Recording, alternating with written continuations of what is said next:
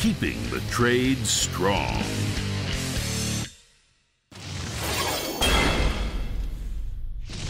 Hello, everybody, and welcome to the SPEC MIX BRICKLAYER 500. We are ready to answer the question once again, just who is the world's best bricklayer? 3, 2, 1. Let's lay some brick, everybody. Come on.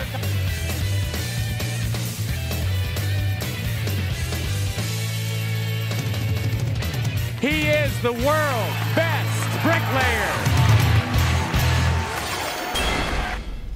The SPEC MIX BRICKLAYER 500 supports dedicated organizations and individuals who contribute to keeping the trade strong.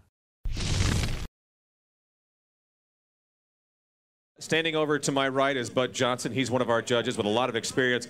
Bud, let's get a little background on you. What kind of experience do you have? What do you bring to the table here as a judge? I've been an instructor for 19 years in the community college, and then in a area VOTEC school. Then I've been a bricklayer for 32 years, and this is kind of our specialty because we could critique our bricklayers every day, and we want them to be near perfect, because when we send them out on the job, if it slides a little bit, it's, you know, in the heat of making money, it's still real good.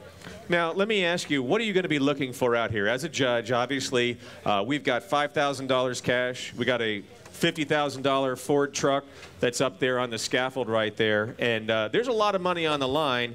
And what do you look for, and what kind of point deductions will hurt these guys as they build the wall? There are several criteria to meet, and you want to avoid point deductions, because if you lose 100 brick, actually brick deductions, if you lose 100 brick, it's going to be difficult to win. It's not impossible, but they have to meet all the criteria, and if they do that and lay the most brick, it's going to be hard for them not to win. Now, some of the point deductions Brian had mentioned earlier, the voids are obviously one of them. Walls, I mean, the piece of the wall that's not plumb. 100 brick, that's a lot, because it's only going to be probably maybe 10 brick that might decide first or second prize, and that decide who flies home and who drives home. That's exactly right. And when you add the nerves to this, you know, out here in front of everybody, you know that their stomachs are twitching, butterflies, and it's tough to do this, and I'm glad they're doing it instead of myself. Now, you know, you talked about being an instructor, and one of our themes this year is keeping the trade strong. How important is it for us to, you know, have kids that are growing up like the Vince Wright that we talked a little earlier, to get involved in this trade and what it means to keep this industry going? You know, it's great to see these kids out here, especially kids his age. You know, years past, the average bricklayer was like 48. And we need to change that. And, you know, I go out and recruit students and go to football games, basketball games, bowling alleys, and talk to kids.